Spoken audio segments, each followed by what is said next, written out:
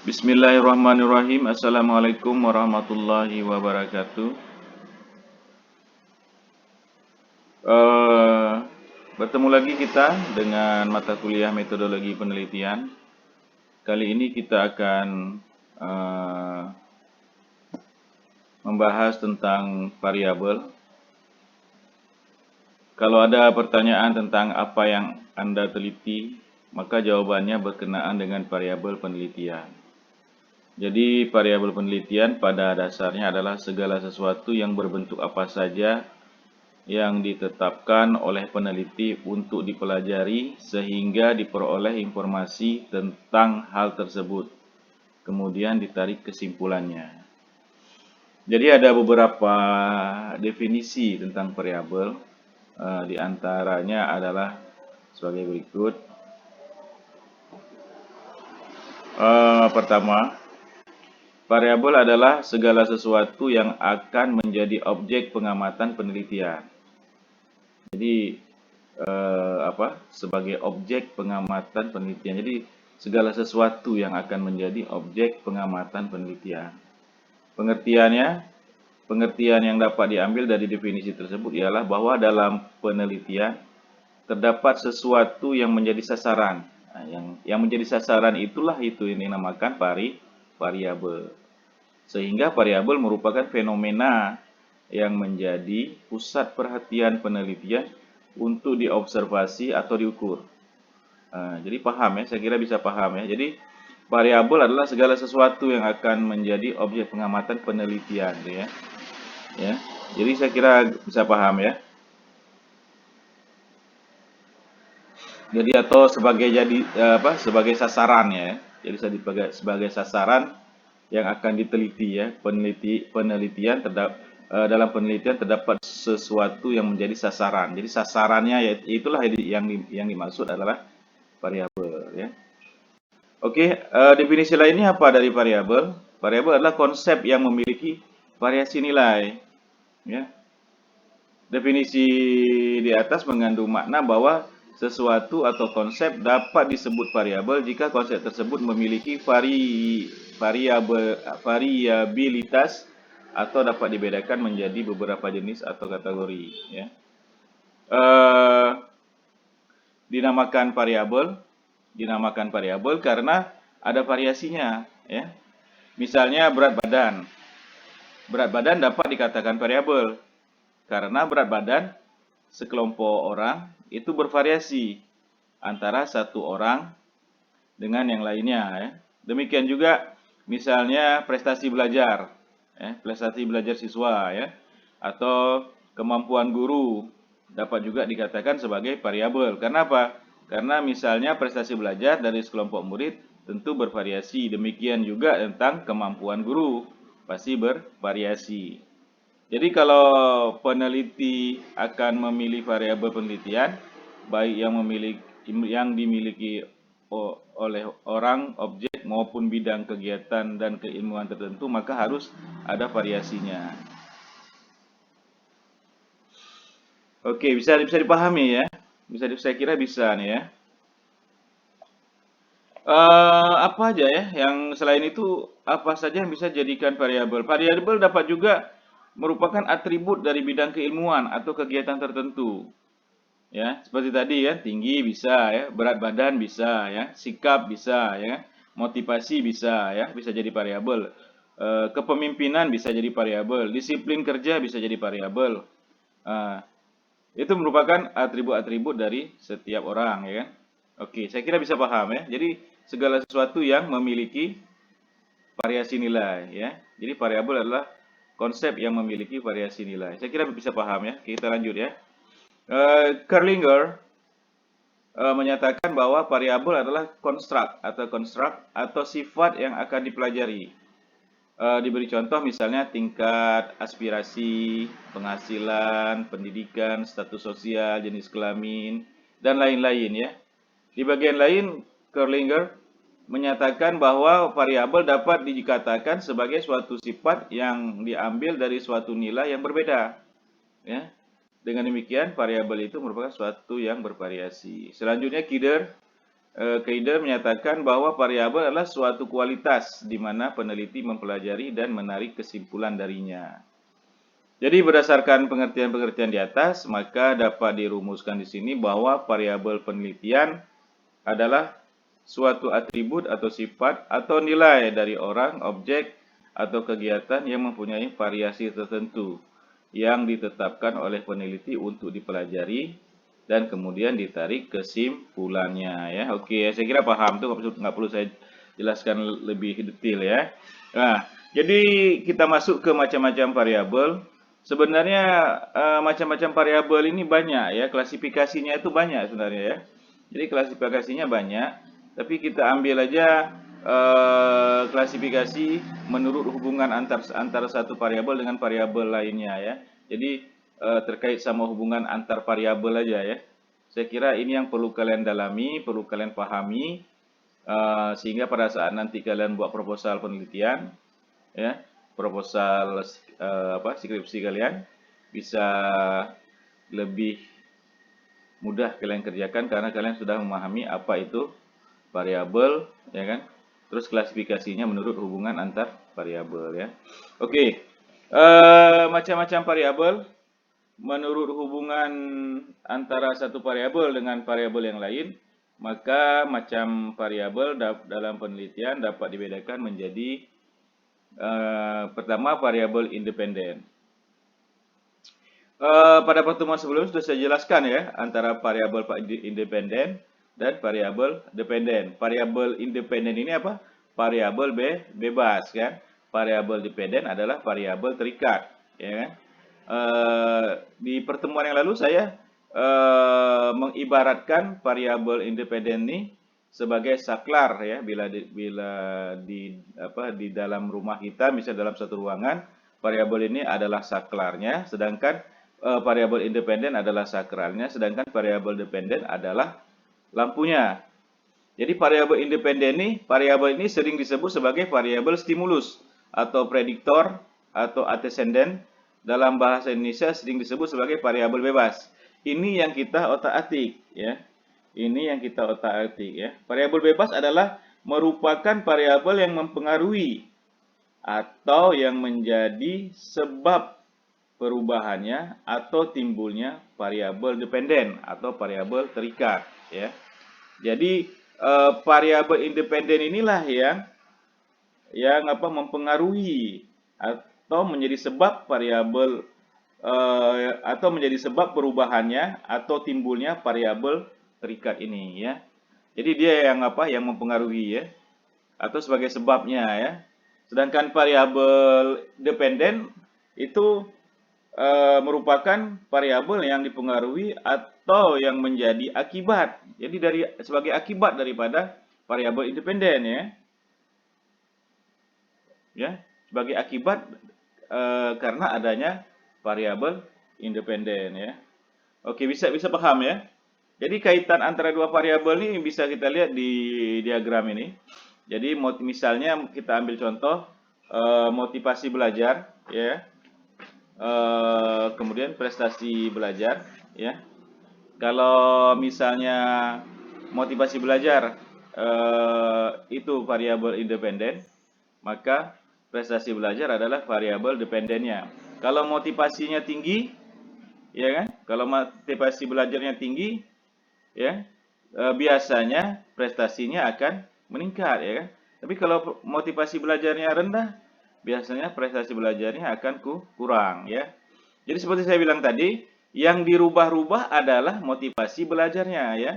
Yang dirubah-rubah adalah motivasi belajarnya. Sedangkan prestasi belajarnya itu adalah hasilnya. Jadi variabel independen ini yang kita otak-atik, misalkan saklar kita on-kan, maka variabel dependen sebagai akibatnya maka lampu akan hidup, ya kan?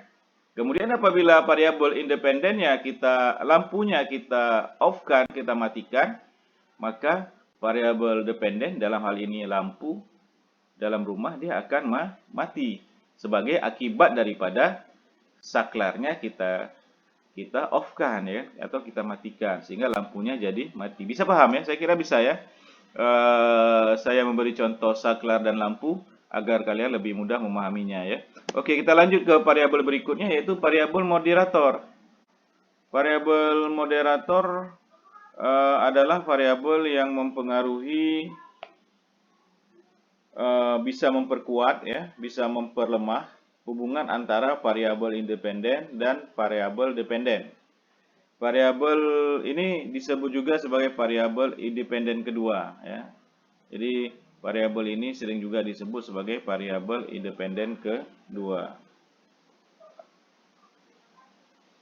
Contohnya seperti ini ya, seperti ini misalnya contohnya kita lihat ini ada perilaku suami, perilaku istri itu variabel independen.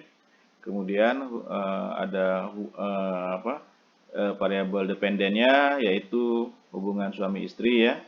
Kemudian ada jumlah anak sebagai apa? Sebagai variabel moderatornya ya. Oke. Hubungan perilaku suami dan istri akan semakin baik ya, akan semakin kuat ya kalau mempunyai anak ya, kalau mempunyai anak. Nah, ini yang disebut dengan variabel moderator yang sifatnya memperkuat hubungan ya, memperkuat ya.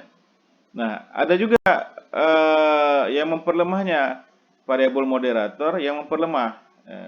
Kalau perilaku suami, perilaku istri, terus ada memiliki anak, jumlah anak misalnya, itu akan memperkuat hubungan suami istri ya kan.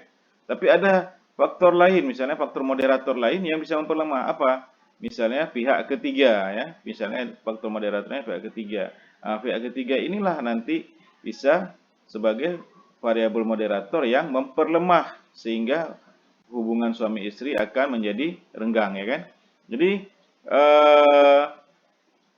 variabel moderator bisa memperkuat, misal kalau di kasus ini ya kan, yaitu jumlah anak akan memperkuat hubungan suami istri, sedangkan kalau ada pihak ketiga itu sebagai faktor moderator yang memperlemah. Jadi sering juga disebut variabel moderator ini disebut juga sebagai variabel independen kedua karena dia turut mempengaruhi hasil. Jadi selain perilaku suami, perilaku istri itu menentukan hubungan suami istri, ya kan? Faktor anak atau faktor pihak ketiga sebagai variabel moderator juga bisa mempengaruhi hubungan suami istri. Makanya dia disebut variabel moderator ini juga disebut sebagai variabel independen kedua. Bisa paham ya, saya kira ya.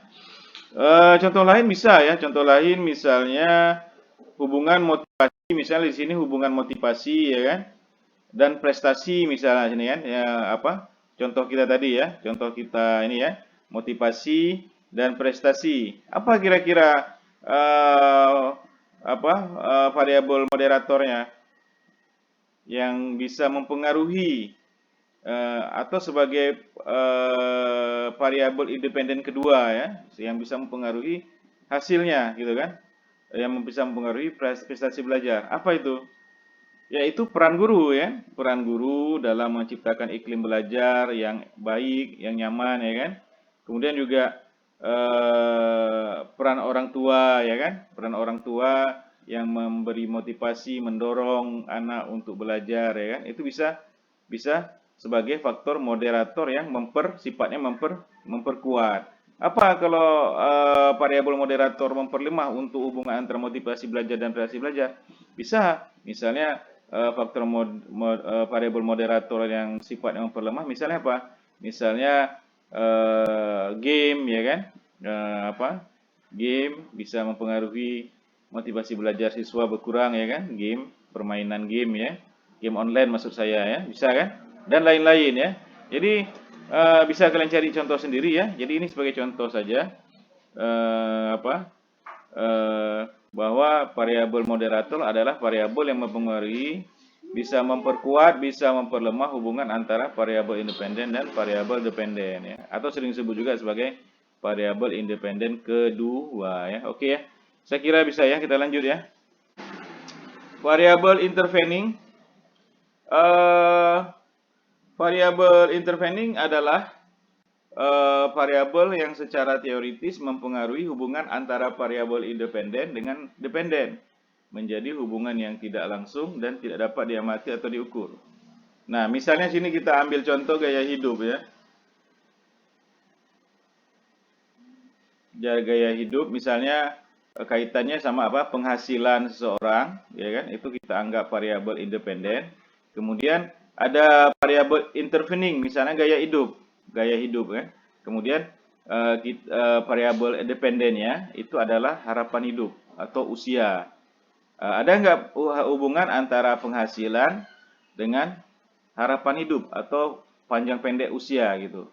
Nah, ini yang mau diteliti di sini. Nah, variabel ini merupakan variabel penyela ya. Jadi sebagai variabel penyela atau variabel antara ya yang terletak di antara variabel independen dan variabel dependen. Sehingga variabel independen tidak langsung mempengaruhi berubahnya atau timbulnya variabel bebas. Oke. Oke. Bisa dipahami ya. Jadi kalau di sini dikemukakan bahwa tinggi rendahnya penghasilan akan mempengaruhi secara tidak langsung terhadap usia atau harapan hidup. Dalam hal ini ada variabel antaranya ya kan, yaitu berupa gaya hidup seseorang, ya kan? Oke ya. Saya kira bisa dipahami ya. Oke, kita lanjut ke variabel kontrol. Nah, ini yang paling sering kita pakai dalam apa? Eh, dalam penelitian eh, eksperimen ya biasanya ya. Kita pakai variabel kontrol ya. Variabel kontrol adalah variabel yang dikendalikan atau dibuat konstan sehingga hubungan variabel independen terhadap dependen tidak dipengaruhi oleh faktor luar yang tidak diteliti ya. Oke ya. Variabel kontrol sering digunakan oleh peneliti bila akan melakukan penelitian bersifat membandingkan ya, membandingkan atau bisa juga untuk eksperimen ya kan. Supaya apa hasilnya murni, tidak ada pengaruh dari luar ya. Oke, contohnya pengaruh jenis pendidikan ya, terhadap keterampilan mengetik ya. Variabel independennya yaitu pendidikan, pendidikannya bisa SMA, SMK, ya kan. Kemudian variabel kontrolnya naskah, ya kan. Tempat, mesin tik harus sama ya. Kemudian kemudian variabel dependennya keterampilan mengetiknya yang mau kita cek. Oke, di sini kalian perhatikan. Kalau seandainya saya melakukan penelitian di SMA dan di SMK masing-masing orang terserah pakai mesin tik masing-masing misalnya kan. Bisa saja itu mempengaruhi hasil ya kan. Ada yang mesin tiknya masih baru misalnya kan sehingga lebih enak mengetik gitu kan. Ada yang mesin tiknya udah tua atau udah macet-macet. Nah, itu mempengaruhi. Kemudian misalnya tempat. Misalnya saya mengadakan penelitian ini di tempat masing-masing. Ya, ada yang mungkin di SMA dia ber-AC ruangannya ya lebih nyaman, sedangkan di SMK misalnya dia ruangannya tidak ber-AC dan tidak nyaman ya kan, sehingga hasilnya bisa mempengaruhi hasil. Kemudian naskahnya, misalnya saya bebaskan naskah suka-suka. Ada yang mungkin SMA mungkin pakai naskah yang bagus, yang enak ditulis, diketik ya kan, yang enak dibaca sehingga hasilnya bagus. Ada naskah yang buram misalnya ya kan. Naskahnya sudah buram sehingga susah diketik, susah dibaca gitu kan, sehingga apa? Hasilnya kurang baik. Nah, hal-hal inilah yang mau dihilangkan dalam penelitian. Inilah yang disebut dengan variabel kontrol. Jadi, naskahnya harus sama. Oke. Tempatnya harus di tempat yang sama. Mesin tiknya juga harus mesin tik yang sama ya. Ya, dan lain-lainnya yang kira-kira akan mempengaruhi hasil ketikannya atau keterampilan mengetiknya. Nah, jadi paham ya. Jadi variabel kontrol ini saya buat sama semua. Jadi inilah dia. Jadi sehingga apa? Sehingga variabel ini faktor-faktor luar itu tidak mempengaruhi penelitian saya. Oke, bisa paham ya? Saya kira bisa paham ya. Oke, bisa ya. Kalau kita misalnya kalau di penelitian di lab misalnya kita penelitian kimia misalnya kan, melakukan variabel kontrolnya itu betul-betul kita kita isolasi ya. Tidak boleh tercemar oleh segala sesuatu ya. Betul-betul kita jaga, tidak boleh tercemar ya kan. Sehingga apa? Sehingga nanti hasilnya hasil dari percobaan atau penelitian kita itu hasilnya betul-betul tanpa pengaruh dari faktor luar yang tidak kita inginkan. Nah, jadi variabel kontrol ini banyak ya, banyak bisa dipakai di kita juga di pendidikan ya, seperti penelitian ini. Kemudian bisa juga di laboratorium ya kan, penelitian misalnya di saintek misalnya bisa ya. Jadi ini sering dipakai ya, variabel kontrol sering dipakai. Oke.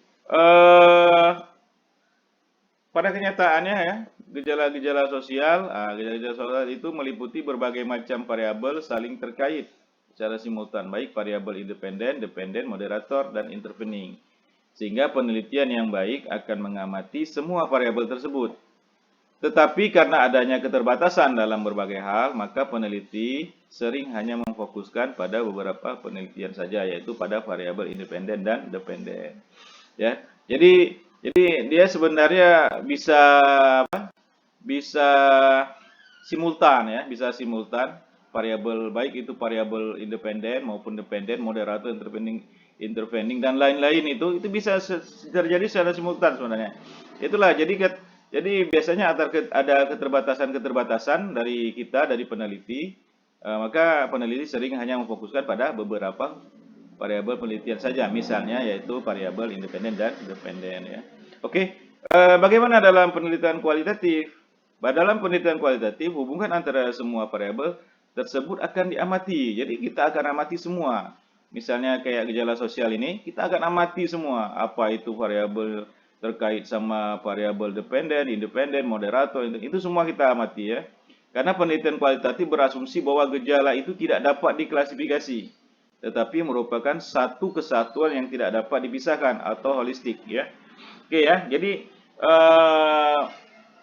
ada variabel-variabel misalnya di gejala-gejala sosial misalnya, atau yang lain-lainnya ya, atau di pendidikan juga bisa ya. Kita bisa melakukan penelitian dengan kualitatif.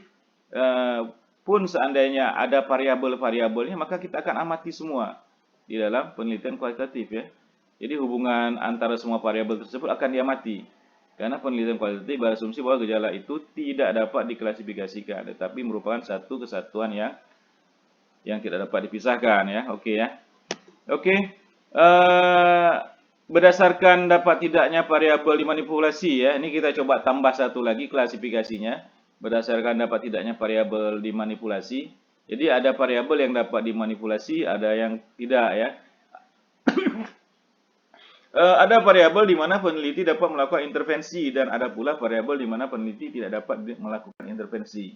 Atas dasar tinjauan ini, variabel dibedakan menjadi variabel dinamis ya, dan variabel statis. Variabel dinamis adalah variabel yang dapat dimanipulasi dan diintervensi oleh peneliti. Contoh, metode mengajar, ya kan? Teknik pelatihan, ya kan? Strategi pembiasaan dan lain-lain ya. Kemudian variabel statis merupakan variabel yang tidak dapat diintervensi atau dimanipulasi oleh peneliti. Contohnya jenis kelamin, nggak mungkin kan? Oke, umur juga tidak mungkin dimanipulasi ya. Kemudian status perkawinan dan seterusnya. Oke, saya kira bisa dipahami ya penjelasan tentang variabel ini. Saya kira cukup sampai di sini. Saya tutup saja kuliah kita hari ini. Assalamualaikum warahmatullahi wabarakatuh.